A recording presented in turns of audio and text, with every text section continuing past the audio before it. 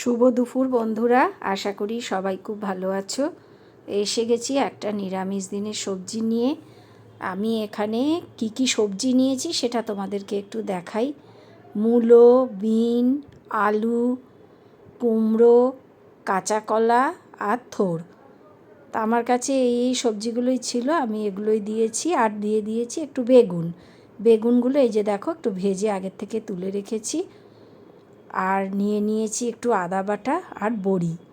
তো বেগুন ভেজে তুলে নিয়ে ওই তেলের মধ্যেই দিয়ে দিচ্ছি একটু পাঁচফোড়ন, দিয়ে দেব শুকনো লঙ্কা,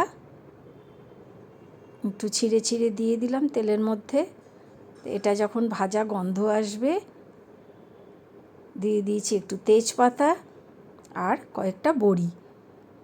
তো বড়িটা ভেজে তোমরা তুলেও রাখতে পারো, আমি আর তুলিনি, আমি ওরই মধ্যে সবজিগুলোকে দিয়ে দিয়েছি। খুব ঝটপটই মোটামুটি হয়ে যায়, খুব একটা সময় লাগে না, আর বেশ ভালোই লাগে নিরামিষ দিনে এরকম একটা তরকারি থাকলে। তো এই যে এই তরকারিটা এর মধ্যে এখন দিয়ে দিচ্ছি স্বাদ মতন লবণ, একটু হলুদ গুঁড়ো,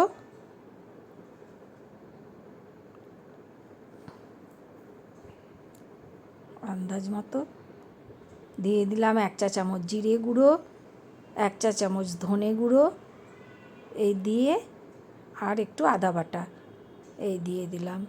দিয়ে সামান্য একটু জল দিয়ে এবারে এটাকে গ্যাসটা সিমে করে ঢাকা দিয়ে দেব। এবার সবজির জলেতেই এইগুলো সেদ্ধও হবে, মশলাটাও কষা হবে। দিয়ে দিলাম একটু কাঁচা লঙ্কা চিড়ে চিড়ে, তোমরা যে যেমন ঝাল খাও সেরকম দিয়ে দেবে। আর এই যে নেড়ে চেড়ে এবারে একটু ঢাকা দিয়ে দেবো। তো এগুলো শীতকালীন মরশুমি সবজি, এগুলো থেকেই জল বেরোবে, সেই জলেই সব সেদ্ধ হয়ে যাবে। এবারে আমি ঢাকা দিয়ে রেখে দেবো 10 মিনিট।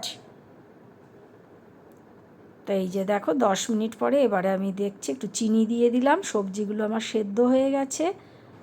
তা আমি এবারে চিনি দিয়ে দিচ্ছি। এবারে আমি একটু দেখে নেব, একটু সামান্য একটু গরম মশলা দিয়ে দিলাম, দিয়ে আবারও একটু নেড়ে চেড়ে দিচ্ছি। আর এবারে এটা একটু মাখা মাখা হবে, সেই মতন রান্না করে নিতে হবে। তা আমি এইভাবে সবজিটা বানাই, তোমরা কে কীভাবে পাঁচমিশালি সবজি বানাও আমাকে অবশ্যই রেসিপিটা জানিও। আর আমার এই রেসিপি অনুযায়ী যদি বানাও তো খেয়ে তোমাদের কেমন লাগলো সেটাও জানিও। আমার রেসিপিটা ভালো লাগলে please like, share and subscribe করে দিও। তো এটা লাবড়াও বলে, আবার পাঁচমিশালি সবজিও বলে, যে যা বলে। আমি এটা খুব সাধারণভাবে একটু সিম্পল করে নিয়েছি এইভাবে। এই নামানোর আগে বেগুনগুলো দিয়ে নামিয়ে দেবো। বেগুনগুলো দিয়ে আর নাড়বো না, তাহলে ঘেঁটে যাবে। তো এই যে জলটা শুকিয়ে গেছে, একটু মাখো মাখো হয়ে গেছে। এবার আমি বন্ধ করে 2 মিনিট স্ট্যান্ডিং টাইমে রেখে দিলাম আর পরিবেশনের জন্য রেডি করে নিলাম। তৈরি হয়ে গেল আমার পাঁচমিশালি লাবড়া। আজকের মতো ভিডিওটা এখানেই শেষ করছি। সবাই খুব ভালো থেকো, টাটা।